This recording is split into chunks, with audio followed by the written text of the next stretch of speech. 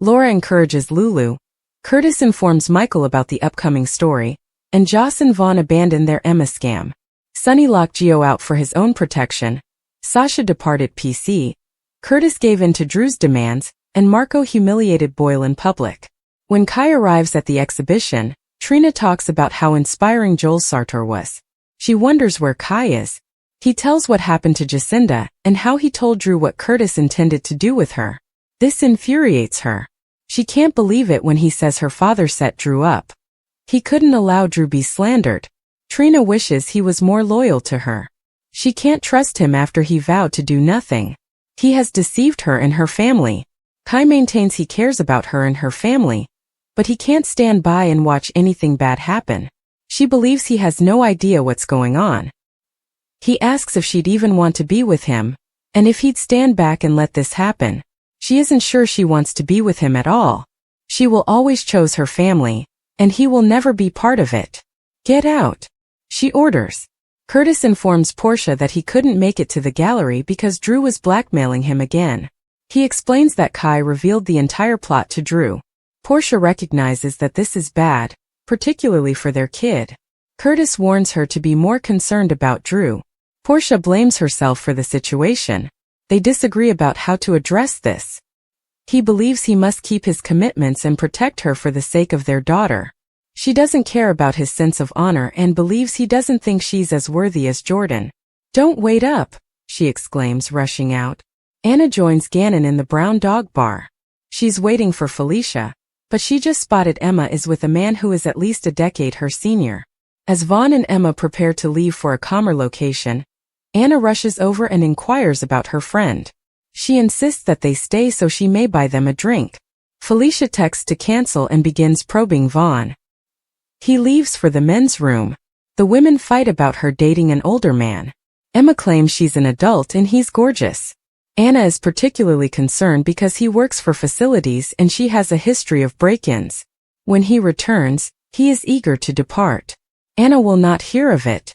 Before she can say anything, Joss steps in. Emma criticizes her of being too thirsty, and Joss suspects she picked up her ex. Joss informs Vaughn that it's either her or Emma. If she walks out, it's over. Vaughn calls Joss insane, but he's into it. They walk towards the door.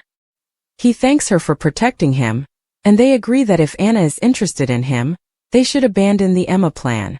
To sell their reunion, they begin making out. Emma watches and argues that Joss is making a show of herself. Anna feels confident that everything turned out well. Emma looks down at a set of keys in her hand. Portia enters and sits with Gannon, instantly complaining about Jordan pursuing her husband. "If my marriage ends, I've got no one to blame but myself," she tells me. He compliments her and says that her husband is the source of the problem.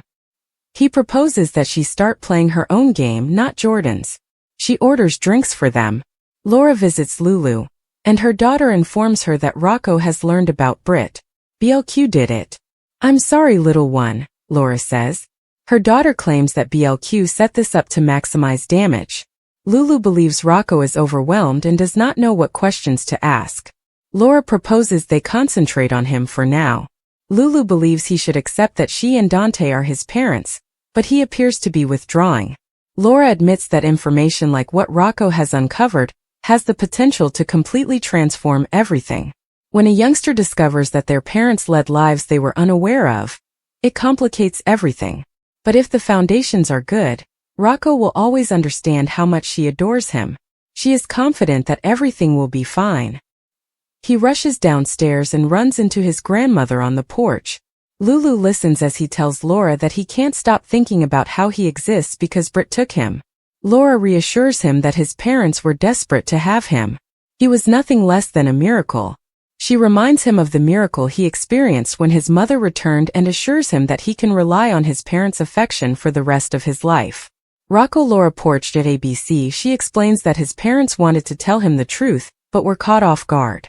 She encourages him to realize he is a miracle and seek all of the answers he requires. After he leaves, Lulu emerges and expresses her gratitude. Her mother advises her to have confidence that everything will be fine.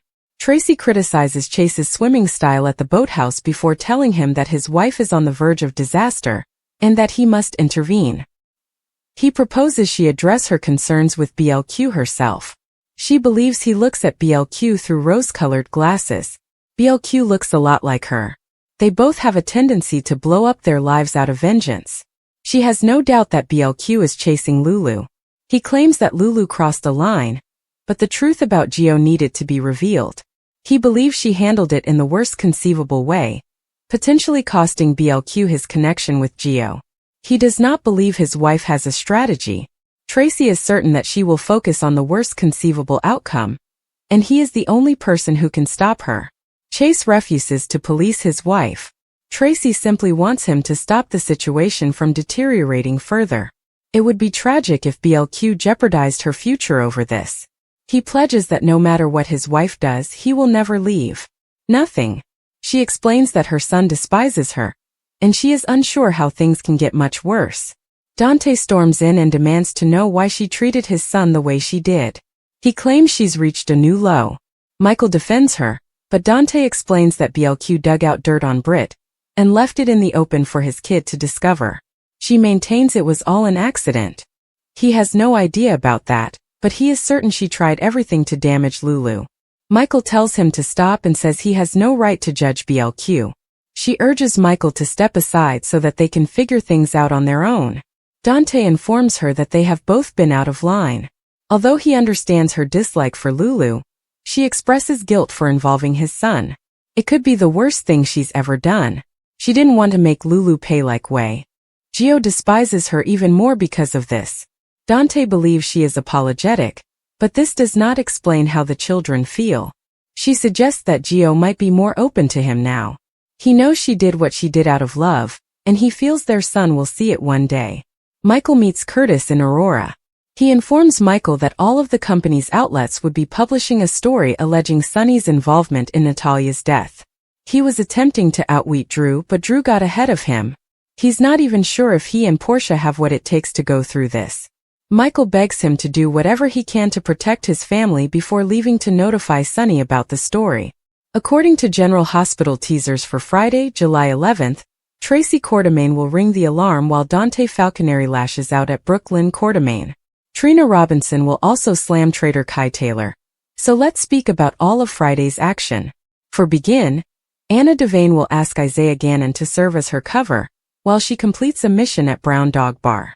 This chat with Isaiah will provide Anna with a solid reason to be present and possibly keep an eye on Emma Scorpio Drake. Emma will be the source of some phony strife as Jocelyn Jack staged another fake quarrel with Vaughn. It's me or her, Jocelyn declares in the Friday GH preview video. Vaughn may appear to be picking Emma, but this is all part of his larger plot with Jocelyn. Vaughn's greatest option at this time is to get closer to Emma and keep her away from any Professor Henry Hank Dalton findings. However, Emma will require Anna's comfort during Friday's presentation. Could Emma be forced to give up Outback, her dog? Anna may decide they don't have room for Outback and encourage Emma to locate the dog a new home. Vaughn intended to create a sad narrative about a beagle that died when he was younger, so he could offer to take Outback in. Lulu Spencer will provide Laura Collins with updates on Brooklyn Quartermaine's study, which has been delivered to Rocco Falconeri. Rocco was caught off guard when Brooklyn revealed that Britt Westbourne had stolen his embryo and given birth to him. Lulu will complain about Brooklyn's activities destroying her family, but Laura Collins will ensure she won't get away with it. At the Quartermaine estate, Dante will confront Brooklyn and ask why the hell she did that to Rocco. Michael Corinthos will most certainly support Brooklyn, but Dante will be enraged. Brooklyn actually backed out of her revenge plot and did not intend for Rocco to view that file. Nevertheless, what's done is done, and Dante will lash out at Brooklyn for her deeds. Tracy will set up some alarms for Harrison Chase. Tracy will warn Chase that Brooklyn is headed for disaster, and she may be concerned that her quarrel with Lulu will only worsen. Next, Rocco will make a risky move that will undoubtedly cause havoc. Could Rocco flee somewhere to ruminate over this Brit situation and shock his folks with a disappearance? Meanwhile, Portia Robinson will engage in another furious argument with Curtis Ashford, cynically insisting that she isn't worthy. Curtis and Portia's marriage will deteriorate further, and the couple may file for divorce. Finally, Kai will admit to Trina that he alerted Drew Kane about Curtis' plans for Jacinda. According to General Hospital teasers, Trina will unleash her anger as a result, so stay tuned. General Hospital teasers indicate that a preview clip has been released for Friday, July 11, 2025. It shows Anna Devane attempting to strike a deal with Isaiah Gannon. Vaughn attempts to explain to Jocelyn Jacks. Also, Laura Collins makes a vow to Lulu Spencer. Continue reading and let's discuss what's coming up on the ABC soap show. Anna Devane's brainstorm. Let's begin with Anna, who speaks with Isaiah. Suddenly, she has an idea and begs the excellent doctor to be her cover. Anna will want him to assist her while at the Brown Dog pub. Vaughn explains that Emma Scorpio Drake will be at the center of a fight between Vaughn and Jocelyn Jacks. Vaughn was attempting to assist the task, but Jocelyn had her wires twisted. In a preview clip, Joss orders Vaughn to choose between her and Emma. It is implied that Anna will also spend time soothing Emma. This might be related to Outback the dog. Lulu Spencer and Laura Collins connect. General Hospital spoilers for today's episode indicate that Lulu will talk to her mother. In a teaser clip, Laura is stunned by what Brooke Lynn Quartermaine revealed to Rocco Falconeri. Meanwhile, Tracy Quartermaine warns Harrison Chase. The matriarch informs the investigator that BLQ is on the brink of calamity. Dante Falconeri's confrontation. General Hospital spoilers state that Lulu got the opportunity to face BLQ. Next, Dante Falconeri will confront Brooke Lynn aggressively. Dante is enraged and demands to know how she could have done that to his son. BLQ might try to explain, but will it help? The damage is already done. Friday, July 11, 2025. Fans can expect Portia Robinson to flip out at Curtis Ashford once more. In a preview clip, Portia complains about not being worthy, and Kai Taylor confesses to Trina Robinson about his treachery. Trina will be outraged by Kai's revelations regarding Jacinda. However, can the couple make things right before it's too late? Kai believed he was doing the right thing, but Curtis was correct.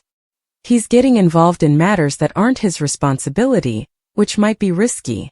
The General Hospital recap for Thursday, July 10th, shows that Jason Morgan consented to accompany Sasha Gilmore Corbin and Daisy Gilmore into hiding, while Sonny Corinthos warned Giovanni Gio Palmieri to leave. After giving Drew Kane a dossier of information, Ezra Boyle stated that it had everything Drew needed to carry out a hit on Sonny and Laura Collins. Ezra once brought a reporter to GH and placed a camera in Marco Rios' face, forcing him to answer questions from Sonny and Natalia Ramirez. Marco did not want Natalia's murder used for political gain, and he threatened to take legal action if the persecution persisted. Ezra also tried to entice Laura into an interview regarding Sonny, but she refused. Carly Spencer pressed Sonny to enter a truce with Jen Sidwell at his house, or they risk losing someone else they care about in the escalation. Outside the Quartermaine boathouse, Michael Corinthos claimed he couldn't allow Sasha and Daisy depart alone. Sasha reminded Michael that he needed to stay with Wiley and Amelia Corinthos in Port Charles. Michael still wanted Sasha to have protection on her trip out of town, and he hinted at doing better than a bodyguard. After summoning Jason and updating him on Daisy's precarious condition, Michael supported Sasha's plan to leave town with their daughter. As they began to make plans, Jason inquired about Sasha's preferred destination. Sasha took Daisy back up to the main house for her feeding and promised that the baby would sleep in her room every night until they departed. Once Michael was alone with Jason, he cried because he had to say goodbye to Daisy and miss all of her first milestones. Jason understood what it was like to be separated from your children for their own good, but he told Michael that was not his fault. In Curtis Ashford's office, Kai Taylor admitted to being the one who informed Drew Kane of Curtis' Jacinda scheme. Before Drew arrived, Curtis became enraged when he discovered Kai had confessed.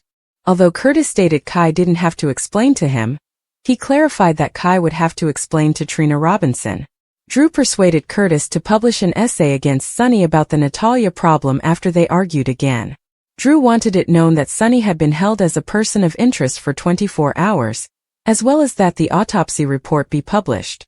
Curtis eventually made a phone call and approved a headline inquiring if Sonny was responsible for Natalia's death. Guests came at the gallery to see Joel Sartor's new photography exhibit, which allowed Cody Bell the opportunity to chat with Elizabeth Baldwin. Cody pretended to be a klutz as he dropped a drink on Liz, which riled Rick Lansing up. Rick also chastised Ava Jerome for all of her Cody flirtation, but she was more concerned with the attention he paid Elizabeth.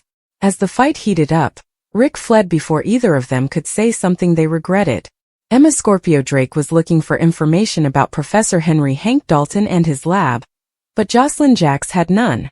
Emma claimed she was going to visit Vaughn and plainly intended to get under Jocelyn's skin. Gio then eavesdropped on Sidwell, urging Jordan Ashford to meet with Anna Devane and try to keep the Natalia inquiry open. Sidwell noted that Sunny had a trip scheduled to take Natalia to Belize and speculated that she may have committed herself to prevent whatever Sunny had planned. Gio went to Sunny's house and informed him of what he had overheard, but Sunny told him not to get involved. Sunny also agreed with Tracy Quartermaine, who cautioned Gio to stay away from him. Sunny wanted to protect Gio, so he urged his grandson to stay away from him for the time being.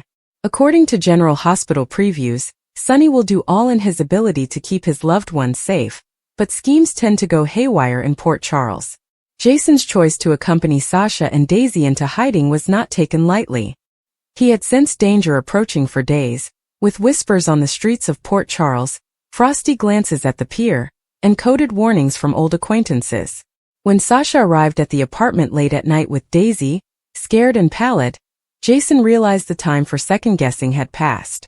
He didn't ask questions, he simply moved. That's who he was. Efficient, silent, and focused. Sasha and Daisy were too scared to say much at the time, but the dread in Sasha's voice as she mumbled, "They know about Pine Ridge," was enough. Jason did not press for information. He calmly grabbed his keys, checked his revolver, and instructed them to follow him. Jason's intuition usually urged him to avoid patterns, so they exited by the garage rather than the front entrance. He had one safe house in the outskirts of town, which even Sunny was unaware of. It had no ties to the Corinthos or Quartermaine businesses, simply a quiet, locked-down hut on private land. Daisy nestled up against Sasha in the backseat of the SUV as they drove through the night, terrified every time headlights shone behind them. She'd been courageous through so much, but whatever occurred recently had broken something in her. Sasha, though terrified, stood firm for the young woman beside her. She kept a protective hand on Daisy's shoulder, offering reassurances and occasionally meeting Jason's gaze through the rearview mirror. Jason's quiet did not indicate disinterest. He was considering everything: routes, exits, and backup plans. He texted Brick a secure line code, requesting that surveillance sweeps and burner phones be available. By the time they arrived at the property, it was approximately 3 a.m. Jason parked beneath a tree and inspected the surroundings before leading the women inside. The hut was simple but secure, with reinforced windows, a steel door, and a store of supplies. Sasha appeared to relax slightly after she realized it was actually off the grid. Inside, Jason moved quietly and efficiently. He started a fire in the wood stove, gave Sasha a secure phone, and poured Daisy a drink of water. Still, no one stated anything really explicit. It wasn't simply fear. It was a realization that the fewer words spoken out, the better. Jason could tell Sasha was hiding more than panic. Her eyes were filled with remorse, something he recognized from his own background. Something had occurred, and it wasn't simply about being pursued. It was about being caught up in something far larger than she could handle. After Daisy had fallen asleep snuggled up on the couch, Sasha finally opened up. She didn't explain everything, but what she said chilled Jason to the bone. She'd been assisting someone. Someone on the run. Someone who shouldn't exist anymore. She had unintentionally wandered into something larger than the remnants of Cyrus Renault's network. There were speculations about a shadow gang involved in international trafficking, and Sasha discovered their footprints across Pine Ridge. That was why she'd gone there in the first place, to assist a friend in getting out. But they'd noticed her, followed her, and now they wanted to clear house. Jason listened without judgment and asked the appropriate questions. "Do you think they know about Daisy?" Sasha paused and then nodded. "They saw us together. She assisted me. She hacked one of their files. I didn't realize she was going to do it. But she did." Jason's jaw stiffened. That changed everything. Daisy was no longer just collateral damage, she was a target. And Sasha accepted full responsibility for pulling her into it. Jason said nothing more. He stood up, scanned the perimeter again, and installed cameras across the property. Nobody was getting in unnoticed. He realized, however, that this was just temporary. A hiding was never a permanent option, especially when faced with threats like this. They would eventually have to move or go on offense. And knowing Jason, that decision was already forming in his head. Back in Port Charles, people began to notice their absence. Brooke Lynn left Jason 5 voicemails, first annoyed and then concerned. Michael checked in with Carly, who had no idea what was going on but sensed something had changed. Sam directed Spinelli to investigate any new dangers, particularly any that may have crossed paths with Sasha. The more they knew, the more it appeared that something dangerous was simmering beneath the surface of Port Charles once again. The storm followed Jason wherever he went. Morning arrived slowly in the safe house. Sasha scarcely slept, waking up every half hour to check on Daisy. Jason didn't sleep at all. He sipped black coffee and planned his next move while watching out the front window. He thought about Sunny and how they would have handled this together previously. He reflected on how things had changed, and how he now had to travel alone. And he thought of Sasha, who had already lost so much and was on the verge of losing her own peace again. She didn't say it, but Jason could feel her determination slipping. Daisy awoke to find the cabin's air slightly less suffocating. She ate quietly and avoided eye contact. Jason handed her a safe laptop, which Brick had wiped and loaded with information. See if you can track your hack. Anything they observed, anything you triggered, we need to know.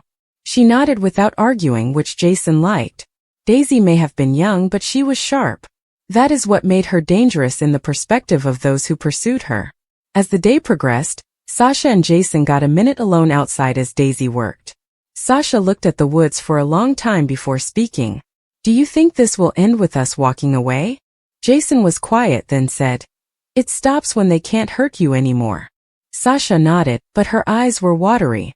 I've gone through a lot, Jason. I only want tranquility. Not for me, for her. Jason turned to face her. Then we will get it. Back in town, Spinelli sent an encrypted but urgent file dump to Jason's burner. Sasha discovered a much deeper network than planned. Several shell firms moved via Pine Ridge, connecting to international holdings and flagged accounts. Brick confirmed that 2 suspicious persons arrived in Port Charles using aliases. The threat wasn't abstract anymore. It was present. Jason realized they couldn't wait much longer. If these men were in town, they'd eventually follow Sasha's footsteps.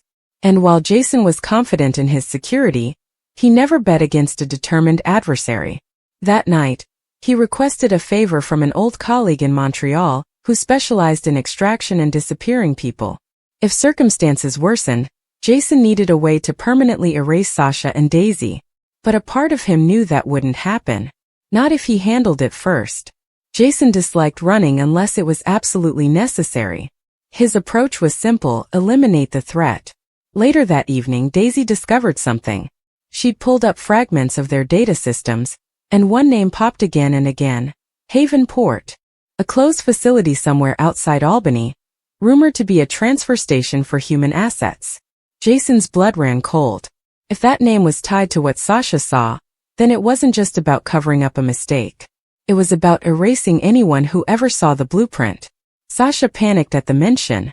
That's where they were going to send her. The girl I was helping. Jason's mind sharpened like a blade. Do you know where she is now? Sasha shook her head. I told her to run. I haven't heard anything. Jason didn't respond with emotion. He just started making calls. If that girl was out there, she was a loose thread, and Jason knew what happened to loose threads when enemies started pulling. They either unraveled everything or they got cut.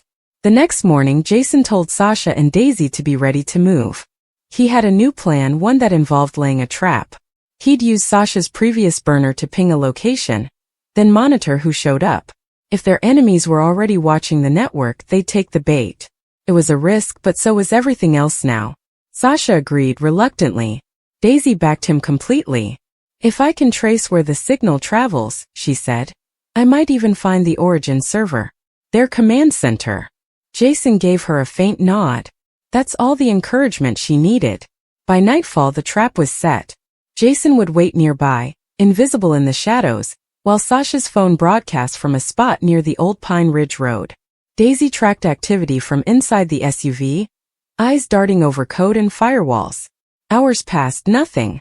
Then movement. A black SUV rolled by once, then again. On the third pass, Jason made his move. The following minutes weren't calm. There was gunfire, a crash, and Jason dragging an unconscious man from the wreckage. Daisy screamed once, but Sasha pulled her down. When Jason returned, bruised but alive, he had a phone and a flash drive. "They're linked to Haven Port," he confirmed. "It's bigger than we thought." The reality settled in. There was no going back now.